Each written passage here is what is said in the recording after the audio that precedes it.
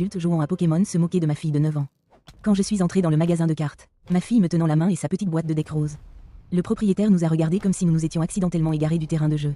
De l'autre côté de la rue, il y a un tournoi Pokémon aujourd'hui. Mec, a-t-il dit, en désignant la pièce pleine d'hommes adultes qui mélangeaient des cartes. Je lui ai dit qu'elle était là pour concourir, et il a vraiment ri à voix haute.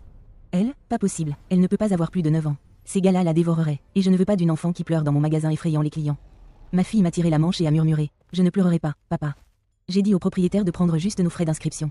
Il a secoué la tête et a marmonné. Tes funérailles, en nous tendant un badge.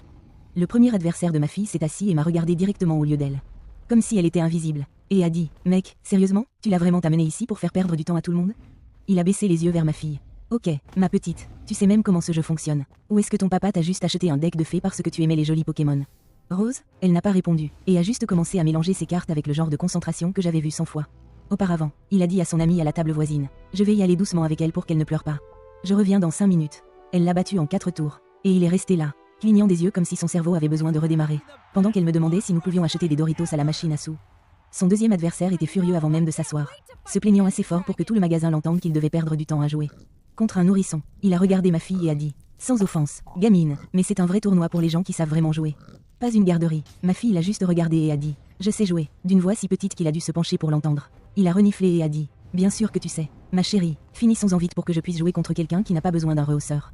Elle l'a battu si vite qu'il est devenu rouge et a demandé à un juge de surveiller le prochain match, car il était impossible qu'un enfant l'ait battu honnêtement. Quand elle l'a battu à nouveau encore plus vite, avec le juge juste là. Il a jeté ses cartes et est sorti en trombe pour fumer une cigarette et se plaindre d'elle. Quiconque voulait bien l'écouter. Pour la dernière manche, ma fille a dû affronter un gars qui nous regardait de travers toute la nuit comme si nous l'avions personnellement offensé par notre simple existence. Il s'est assis et m'a regardé avec un dégoût pur. Tu as vraiment laissé ta fille mettre KO des adversaires qui ont passé des années à apprendre ce jeu. Ces gars l'ont clairement laissé gagner parce qu'ils avaient pitié d'elle. Il a regardé ma fille comme si c'était un insecte qu'il s'apprêtait à écraser.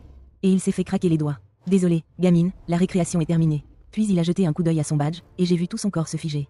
Il l'a regardé, puis le badge, puis elle à nouveau, la bouche ouverte comme une marionnette cassée. Attends, tu es la fille du junior circuit? Le propriétaire du magasin s'est approché, et l'adversaire de ma fille l'a regardé avec une terreur sincère dans les yeux. Mec, elle est classée dans le top 10 national chez les juniors. Elle a gagné le tournoi de qualification de l'État le mois dernier. Le visage du propriétaire est devenu blanc, et il a regardé ma petite fille comme si c'était une minuscule assassin envoyé spécifiquement pour humilier tous les adultes.